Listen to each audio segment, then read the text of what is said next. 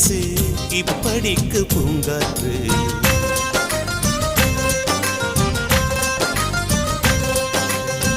காற்று வந்து காது கடித்தும் இன்னும் என்ன மௌனமோ மோதி வந்து முத்தமிட்டால் மௌனம் தீருமோ அச்சம் தானும் நாடையோ வெட்கம் தானும் தானையோ மௌனம் தான்